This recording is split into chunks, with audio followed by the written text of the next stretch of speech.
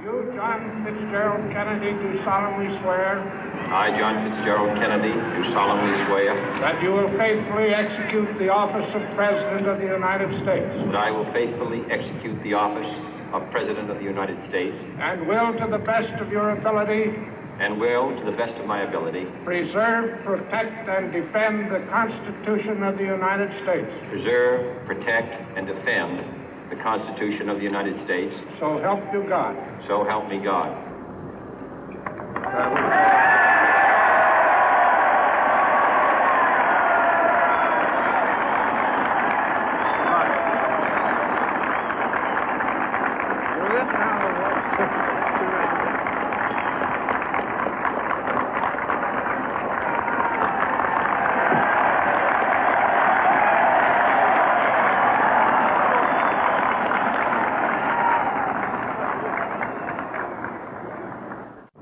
Vice President Johnson, Mr. Speaker, Mr. Chief Justice, President Eisenhower, Vice President Nixon, President Truman, Reverend clergy, fellow citizens.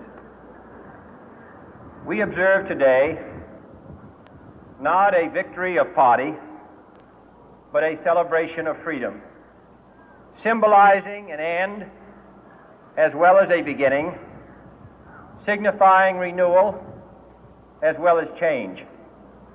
For I have sworn before you and Almighty God the same solemn oath our forebears prescribed nearly a century and 3/4 ago.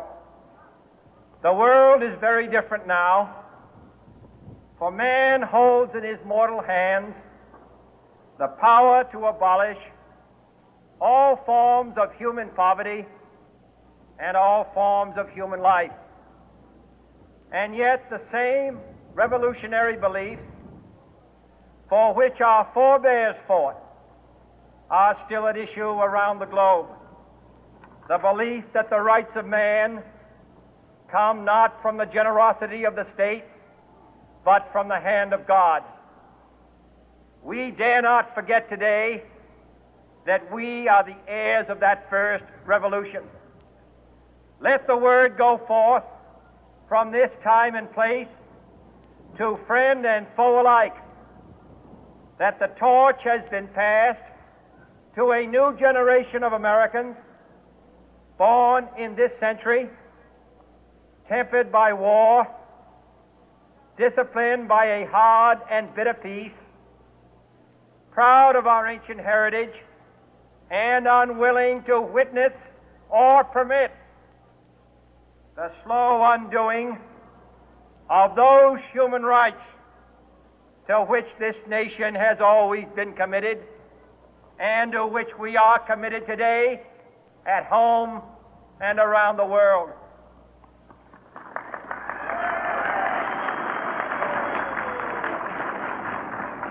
Let every nation know, whether it wishes us well or ill, that we shall pay any price, bear any burden, meet any hardship, support any friend, oppose any foe to assure the survival and the success of liberty.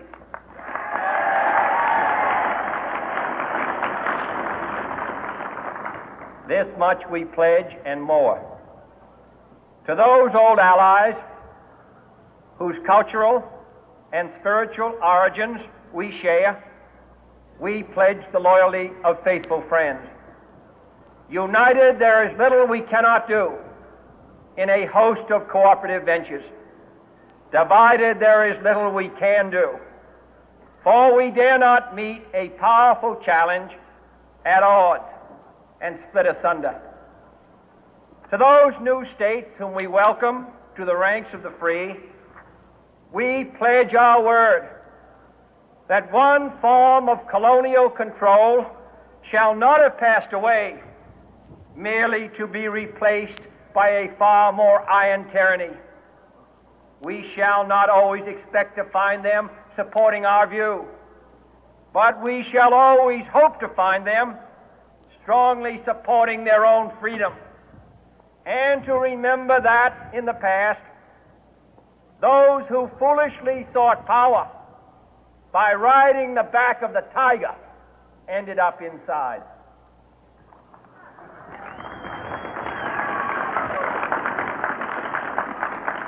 To those people in the huts and villages of half the globe struggling to break the bonds of mass misery, we pledge our best efforts to help them help themselves for whatever period is required, not because the communists may be doing it, not because we seek their votes, but because it is right. If a free society cannot help the many who are poor, it cannot save the few who are rich.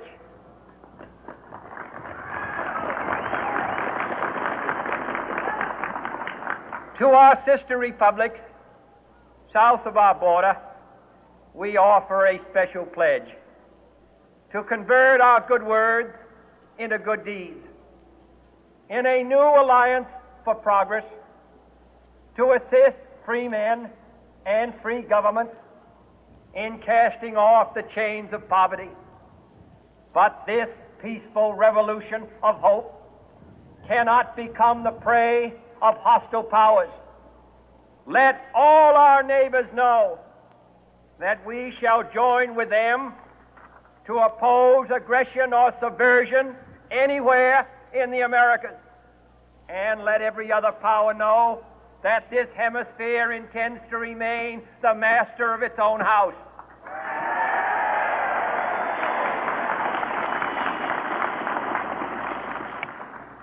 To that World Assembly of Sovereign States, the United Nations, our last best hope, in an age where the instruments of war have far outpaced the instruments of peace, we renew our pledge of support to prevent it from becoming merely a forum for invective, to strengthen its shield of the new and the weak, and to enlarge the area in which its writ may run.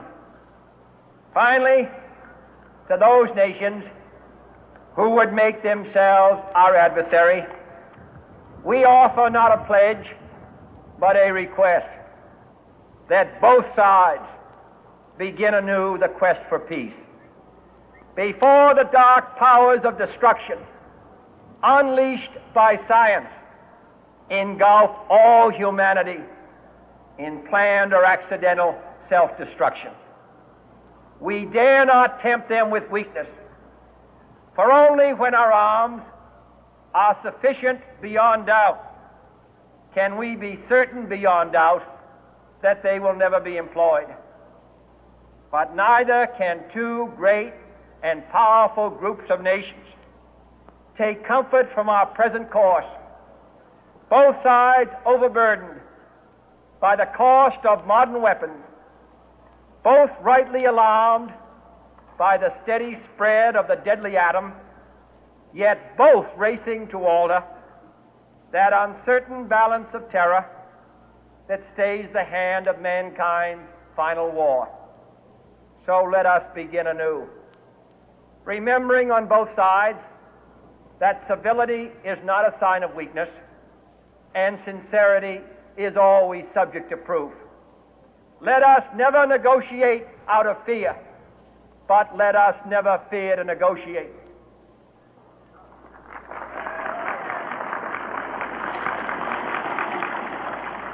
Let both sides explore what problems unite us, instead of belaboring those problems which divide us. Let both sides, for the first time, formulate serious and precise proposals for the inspection and control of arms, and bring the absolute power to destroy other nations under the absolute control of all nations.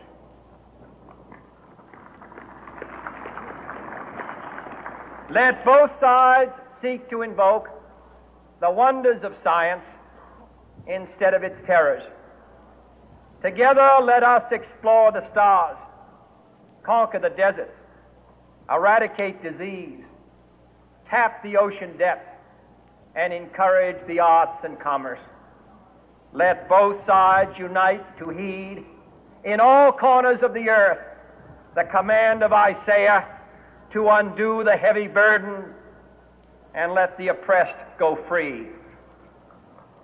And if a beachhead of cooperation may push back the jungle of suspicion, let both sides join in creating a new endeavor, not a new balance of power, but a new world of law, where the strong are just and the weak secure and the peace preserved. All this will not be finished in the first 100 days, nor will it be finished in the first 1,000 days, nor in the life of this administration, nor even perhaps in our lifetime on this planet. But let us begin.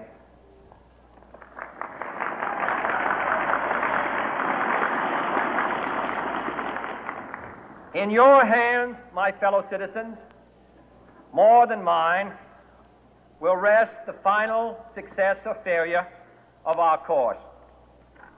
Since this country was founded, each generation of Americans has been summoned to give testimony to its national loyalty.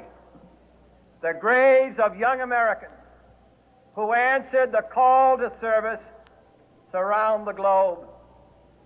Now the trumpet summons us again, not as a call to bear arms, though arms we need, not as a call to battle, though in battle we are, but a call to bear the burden of a long twilight struggle, year in and year out, rejoicing in hope, patient in tribulation, a struggle against the common enemies of man, tyranny, poverty, disease, and war itself. Can we forge against these enemies a grand and global alliance, north and south, east and west, that can assure a more fruitful life for all mankind? Will you join in that historic effort?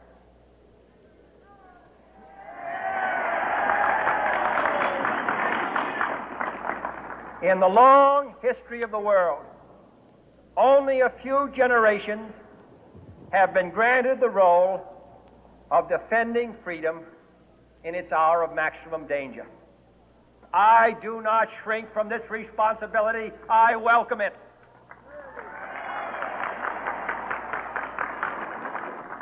I do not believe that any of us would exchange places with any other people or any other generation.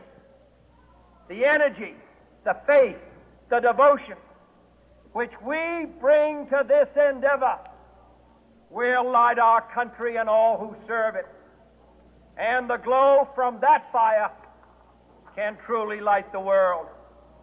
And so, my fellow Americans, ask not what your country can do for you. Ask what you can do for your country.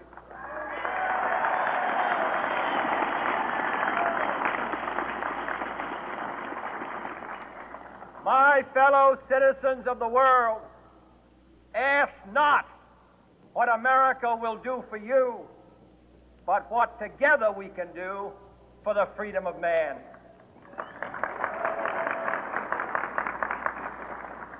Finally, whether you are citizens of America or citizens of the world, ask of us here the same high standards of strength and sacrifice which we ask of you. With a good conscience, our only sure reward, with history the final judge of our deeds, let us go